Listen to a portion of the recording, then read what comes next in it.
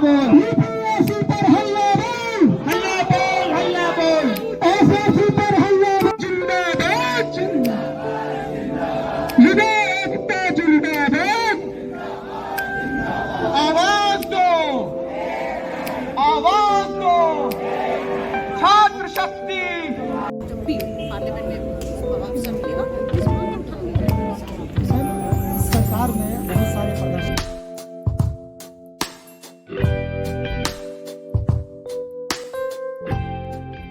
आपके दरवाजे पे खड़ा है, वो रो रहा है कि उनको उनका हक दे दिया जाए। हम लोगों ने आपसे एक बार भी, हमने गवर्नमेंट से कभी ये नहीं कहा कि आप हमें एक्स्ट्रा अटेम्प्ट दें। हम लोग ये कह रहे हैं हमें आप कंपनसेटरी अटेम्प्ट दें, कंपनसेट करें, हमें फेयर कंपटीशन का मौका दें। एसएससी वालों का ही है, बैंकिंग वालों का ही है, आईआईटी जेईई के बच्चे आ रहे हैं, एयरफोर्स वाले ही हैं। उस सारे के सारे डिमांड ये कर रहे हैं कि कोरोना की वजह से अटेम्प्ट खराब हुआ है। हर साल अगर नहीं होता है उसके बाद अगर किसी का, तो वो आपसे फिर से मांगने थोड़ी ना जाएगा। सुप्रीम कोर्ट को भी लीनियंट क्यों बोलना पड़ा? सुप्रीम कोर्ट में इतनी सारी केसेस पे हर समय डिस्कशन होता है। सुप्रीम कोर्ट ने सारे एंगल्स को देखे, सुप्रीम कोर्ट बस यही कहना चाह रही है क्या कि हम एग्जीक्यूटिव के मैटर में नहीं जाना चाहते हैं। हर पॉइंट पर आर्टिकल 142 नहीं लगाया जा सकता है। अगर ये इन्होंने अच्छा रास्ता निकाल रखा है, सुप्रीम कोर्ट बोलती है क्या कि हम नहीं देना चाहते हैं, एग्जीक्यूटिव का मैटर है, एग्जीक्यूटिव के डिस्क्रिप्शन पे छोड़ा जाता है, तो जितेंद्र सिंह हमारे कहते हैं कि सुप्रीम कोर्ट में केस हार गए। भाई अपने अच्छे लॉयर से आप पढ़वा लिए कि उसका मतलब क्या है। अगर सुप्रीम कोर्ट दे देता है तो हल्ला शुरू हो जाता है, जुडिशियल एक्टिविज्म का हल्ला शुरू हो जाता है। मतलब जज भी करें तो क्या करें, किसी भी मैटर पे अगर एग्जीक्यूटिव के वो डिसीजन देते हैं तो अगले दिन सारे न्यूज चैनल में डिस्कशन स्टार्ट, जुडिशियल एक्टिविज्म। और नहीं देते हैं तो जो भी मिनिस्टर्स उनको कॉल कर रहे होते हैं उनको बोलते हैं केस हार गए। केस कहां आ रहे हैं? लीनियंट भी क्यों बोलता सुप्रीम कोर्ट? लीनियंट व्यू का मतलब यही है, बार बार सुप्रीम कोर्ट कह रही है कि आप छात्रों से मिलिए, उनकी ग्रीवियंसेस को सुनिए और उस पर उनको अटेम्प्ट दीजिए। इसका मतलब सीधा सीधी है। हम लोग इसकी वजह से सारे मिनिस्टर से मिल चुके हैं। आदरणीय जेपी नड्डा जी से जब हम लोग मिलते हैं और उनको जब हम लोग बोलते हैं तो सारे बोलते नहीं, आप लोग को मिलना चाहिए, आप लोग की जेन्युइन डिमांड है। वहां पर हम लोग कहते हैं कि आप लोग सारे मिनिस्टर्स हमें हर बार बोल रहे हैं कि मिलेगा मिलेगा मिलेगा, लेकिन हमें दिया नहीं जा रहा।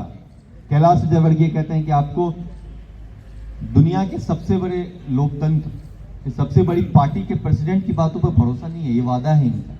ही होता है। आईआईटी जैसा नाम ही सुनता है, वो उसी साल वो अर्बन सिटी में जाता है अपना वो प्रिपरेशन करने के लिए, फैमिली भेजती है। जैसा कि पैंडेमिक के दौरान पूरा ग्लोबली इफेक्टेड हुआ है, सारे सेक्टर्स इफेक्टेड हुए हैं, स्पेशली उसमें हमारे कंट्री में एजुकेशन सिस्टम तो बहुत ही ज़्यादा, एजुकेशन सेक्टर बहुत ही ज़्यादा इफेक्टेड हुआ है, जिसकी वजह से लॉकडाउन की वजह से सडनली हमारा ऑफलाइन मोड से ऑनलाइन मोड में कन्वर्जन हो गया, जिसकी वजह से, और जैसा कि हम जानते हैं रूरल एरियाज में बहुत ही इंटरनेट फैसिलिटीज बिल्कुल भी ना के बराबर है, बहुत ही पुअर कंडीशन है, जिसकी वजह से जो बच्चे ऑफलाइन शुरू से पढ़ते हुए आए हैं ऑनलाइन से नहीं कुछ पढ़ पाते हैं। और जैसा कि आईआईटी जेईई में क्या नियम है, जिस साल आपने 12th किया है वो एक तो उस साल आपका काउंट किया जाएगा और नेक्स्ट ईयर कंसेक्यूटिव ईयर आपका काउंट किया जाएगा। डिपेंड ये नहीं करता आपने एग्जाम देने गए हैं या नहीं देने गए हैं, आपका काउंट हुआ ही जाएगा। जैसा कि मेरे साथ क्या हुआ, मेरे बड़े भैया जुलाई में वो डेड कर गए और मेरे फैमिली में 3 मेंबर्स कोविड इफेक्टेड थे और साथ साथ मैं भी कोविड इफेक्टेड था और मेंटल कंडीशन की वजह से बस एग्जाम देने गया, बट प्रिपरेशन उतनी अच्छी नहीं थी।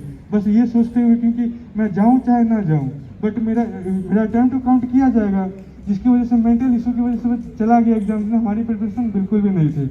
और जैसा कि आज तक कभी भी ऐसा नहीं हुआ, 4 अटेम्प्ट जेईई मेंस में होता है, बट इस साल दिया गया। क्यों दिया गया? क्योंकि बच्चों को कन्वीनियंस के लिए दिया गया। और जब 4 अटेम्प्ट जेईई मेंस में दिया जा सकता है तो 3rd अटेम्प्ट क्यों नहीं दिया जा सकता जेईई एडवांस में? जो ये भी जबकि अपने देश का क्या हालत है वो भी देखते हुए दे देना चाहिए। अगर दिया जाता है, जब कुछ ऐसे लोगों को क्या, कुछ ऐसे स्टूडेंट्स हैं जिनका कहना है कंपटीशन बढ़ेगा, बट ऐसा कुछ भी नहीं है। कि अगर जैसा IIT दिल्ली के द्वारा RTI में दिया गया है, सेकेंड ड्रॉपर बच्चे अगर देते भी हैं तो मैक्सिमम 12,000 बच्चे बैठते हैं, जिसमें क्वालिफाई मुश्किल से 1000 से 1500 ही कर पाते हैं, जो कि बिल्कुल भी कंपटीशन नहीं बढ़ाता है। अगर अटेम्प्ट मिलता है तो जो कि बहुत सारे ऐसे स्टूडेंट्स जो कि कहते हैं कंपटीशन बढ़ जाएगा, जो बच्चे फ्रेशर हैं उनके साथ गलत होगा, अन्याय होगा, लेकिन ऐसा नहीं है, क्योंकि मैक्सिमम से 12,000 बच्चे रजिस्ट्रेशन करते हैं, बट मुश्किल से 1000 से लेकर के 1500 ही बच्चे क्वालिफाई कर पाते हैं, जो कि बिल्कुल भी नहीं बढ़ा पाता है, जो कि कंपटीशन का तो कोई बात ही नहीं हुआ। और जैसा कि हम 3 कैटेगरी में डिवाइडेड है, एक कैटेगरी वो है जो बच्चा मेंस ही नहीं क्वालिफाई कर पाया, दूसरा वो कैटेगरी है जो बच्चा मेंस क्वालिफाई कर लिया बट एडवांस में अपीयर नहीं हो पाया, क्योंकि फैमिली कंडीशन की वजह से एडवांस में नहीं अपीयर हो सका।